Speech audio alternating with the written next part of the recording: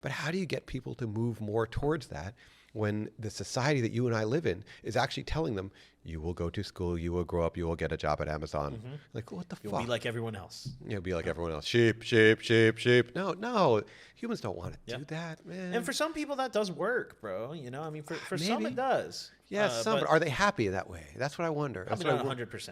I want them to be happy. Yeah, and there's no shame in the game doing that. But yeah, in an ideal world, there's definitely no shame. I've done it too. I was a stock boy, ice cream scooper, all that stuff. Yeah, I worked at a car dealership before I started doing this. So. That's hard work. That's hard work. Man. I didn't get into sales. I was just starting the sales when I quit. I was starting the internet sales, but they had me on the phones before, and that was not fun. It's not fun. No, not fun. I've done so many jobs like that when in my early days, and yeah, I found myself realizing I was selling hours of my life, and I that feeling of you're selling hours of your life for not much money, it really it like hurt, and I vowed that I would be free.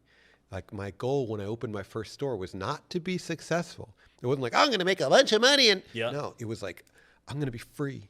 And that I just want to be fucking free. I don't want to become. I get yelled at for this because they wanted me to be an accountant. They, meaning like society, wanted Josh to be an accountant. I'm good with numbers. Not even that great with them. Josh was supposed to be an accountant, and I really did not like working with numbers. So I did not want to be an accountant. And I saw the accountants, and they were not happy. So my goal was to be free and not be an accountant. And when my store anything else, when my store started making some money, I was like, oh my God. If I can just keep doing this, I won't have to be an accountant. This is going to be amazing. I'm going to be free. I can just live my life and just be fucking whatever the fuck I want to be. I can grow my fucking hair weird or just funny. I can do whatever I want. I just wanted to be free. And then the success came on its own, not because I was really chasing it, you know? Yeah.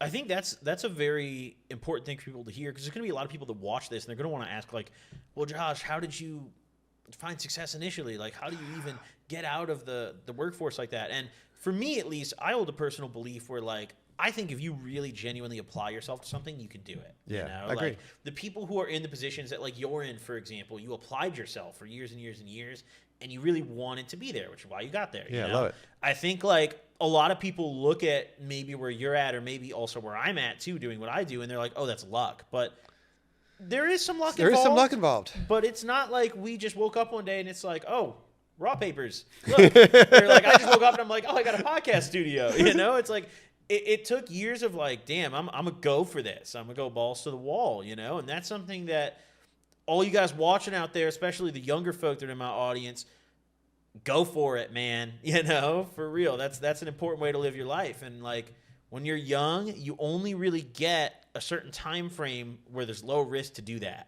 You know, and the older you get, the longer you wait to just say, fuck it, I'm going for it, the harder it's going to be. Do it, yeah. You know, you're going to have a lot of things holding you back. They're going to tell you have to stay in that job because you have to support a family, all these things. It's a lot harder to say, fuck it. I was living in a storage shed, my friend Mike Feinberg's storage shed behind this freaking house he was in the beginning days. So I wouldn't have to pay rent on a place. And I would also sleep in my store. Listen, I didn't mind doing it. It wasn't like, oh, poor me. I loved those days, dude. It was so much fun. I didn't care. I was so tired by the time I got home. I didn't mind jumping over the lawnmower into the fucking bed in the storage shed. I didn't care at all. I was so happy. Just enjoying the fucking shit out of the store. Just that freedom. The freedom. The freedom was amazing. I was finally free. And the thing you're talking about to the audience, the thing I try to teach them also is I worry that they're going to learn, and I'm probably wrong about this, by the way, but I worry that they're going to learn from certain people they see online. I didn't have investors. I didn't have I still don't think I really have investors. I don't know, maybe a couple of my friends, but no, not really. No, we don't really have investors. We don't really have banks. It's just built up the way that a business should be. Like, hey man, you buy some of this. You sold it. Now you made a little bit of money. So you take that money, you reinvest it and buy more of it. And then you made some more money. You have the freedom and the control that you have today to do this, you know, the fun products. Hook up the smoke shops. There's no board of like a center saying, no, you must. Yeah, there's nothing like that. And people can't believe it. Like, I know, man, we're a really loosely run organization because we didn't have to become formal. We didn't have to become corporate. But the lesson there is, all right, in your business, when you start your business, and I really hope you do, Because keep in mind, the thing that people need to understand is realistically what I believe is who's ever watching this, you're probably younger and smarter than me. And hopefully you don't have a felony conviction like me, because that makes it harder to get jobs. It really does. So hopefully you have more, that means you have more opportunity and more space than I have. And you hopefully have more time than me, dude. I'm in my fucking 50s now, motherfucker. You probably got some more time than me. And time is incredible. It really is. That really helps. So I want you to be successful. I want you to open your business. Ideally, if you're following my path, it's going to be on a very small scale. Because if it works on a small scale, whatever it is that you're doing, well, you can always scale it up. Mm-hmm. But if you start on a bigger scale and it doesn't work, well, you're kind of fucked, you know? And failure is no big deal. You learn a shitload of lessons from that. I've definitely learned more from my failures than I have any of my successes, unfortunately. But I still want them to do it. I want them to, if they were, and for me, of course, I'd love it if you open a smoke shop, but it doesn't matter what you're selling or what you're doing. Start the business, even on a small scale in the world. See if it works. If it does, scale it up a little bit, continue to grow it. Try to hold on to your own destiny. Try not to bring in investors. Investors, you are essentially getting married. And it's really hard to get out of that marriage you're about to sign a contract into. Harder than you think. So try not to bring in an investor. Try to borrow money from friends, max out credit cards. That's what I did. Things like that in a way where you can pay them back and maintain your own freedom. If you end up, they invest 100 grand in your business and they get 50% of it, that 100 grand you're just married that person for 100 grand. You just gave away half of your life for that 100 grand. What if instead you found a way to borrow it, to do anything you could to make it or even start it smaller so you don't need that 100 grand. So it's even smaller. And now you actually own it and you really own it yourself and you build it up successful. You pay back whatever you borrowed and now you've got it and it's all you. Imagine the freedom of that and the space. Now you can do it any which way you want. Instead of someone who's going to yell at you, say he wants a return on his investment. Not with me, dude. I do stupid shit all the time. Imagine if they fucking yell at me about my umbrellas. I probably put up, it took me like years to make that umbrella.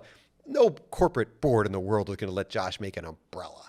Like, dude, what do you want to make an umbrella for? Because it's going to be funny. Dude, I want to make a skateboard that looks like a giant cone so that when I'm in New York City skateboarding and people look down on me, they're going to look down and it looks like I'm flying down the road on a burning fucking cone. The board's going to be like, no, we voted on it. Yeah, we said no. We veto this. We voted this. Our executive veto. Come on.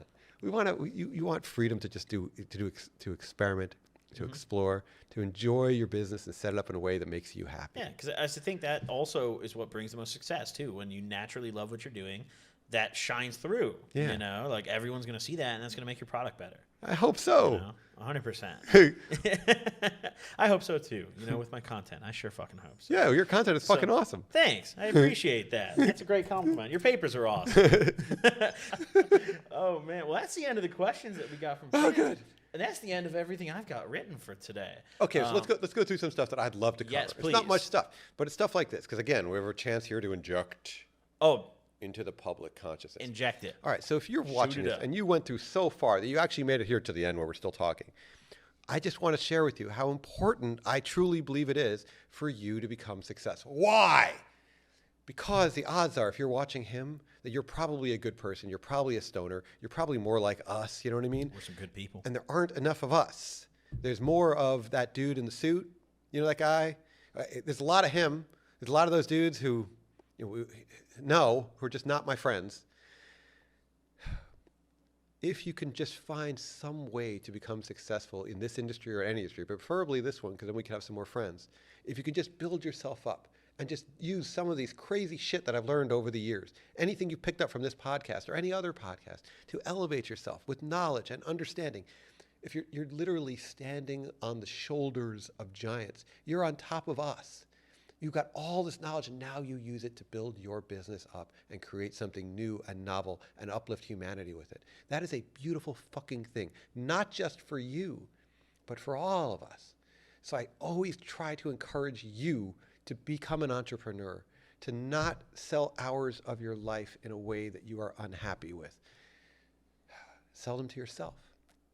Do things you really like doing. Find some passion thing you really give a shit about. I don't care if it's pens. Make the best pen that has ever existed in the history of pen kind. Because by doing that, you uplift all of society and all of humanity.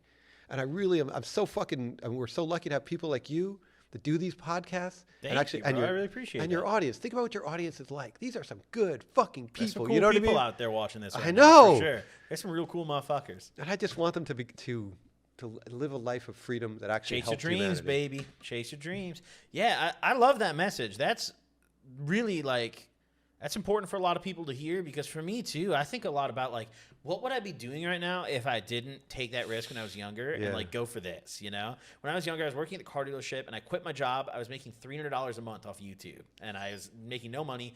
I was fortunate enough to still be living with my mom. So I quit my job and I was like, this is the only window I have where I don't have to pay rent. So I quit my job, and then my mom threw me out of the house, and I was still making no money. And I was really screwed. And I was like, damn, I moved into this shithole house with 2 roommates. We were subleasing it illegally. We got thrown out on Christmas Day. The real landlord showed up to the house on Christmas Day, realized that people were living there that weren't supposed to be, literally got a dumpster, and just started throwing all my shit away, right? Fuck. So at that point in my life, I was really down bad. And I was sitting there thinking to myself, man, maybe I should just go back to the car dealership. It really crossed my mind. But I was like, I'm going to stick it out a little longer. Oh, shit. Because my mom still hasn't forgiven me yet, and I can't go back home anyways, so I don't have a choice.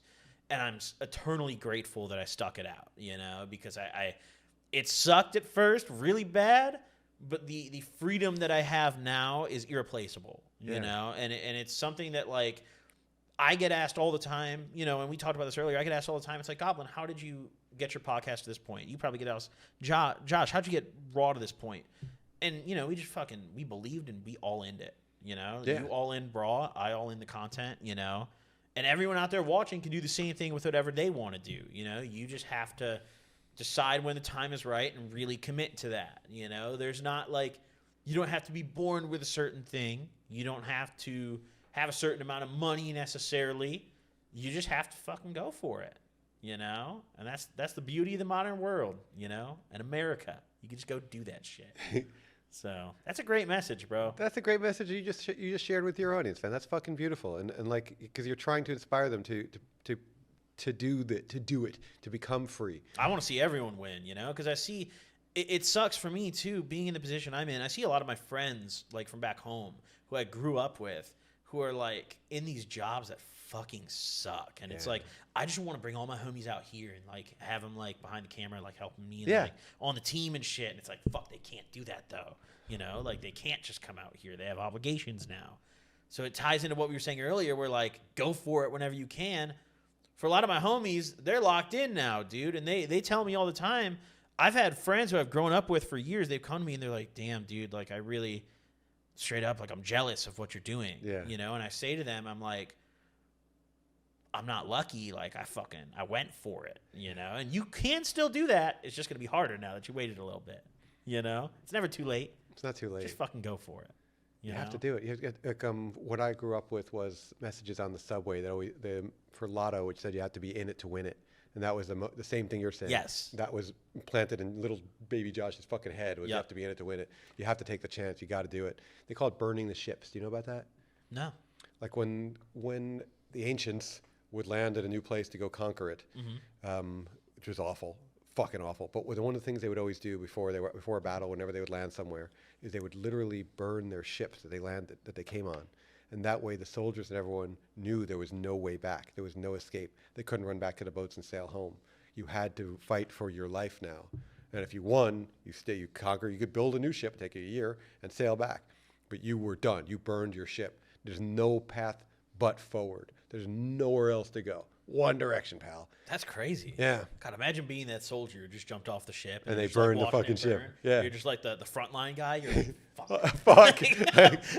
But that was the point, to make it where now you have no choice, man. Oh, shit, we can only go forward. I can't go back. Yeah. So you burn your ship sometimes. Sometimes it's the motivation that some of us need in order to make it where we have no choice but to go forward. Yeah.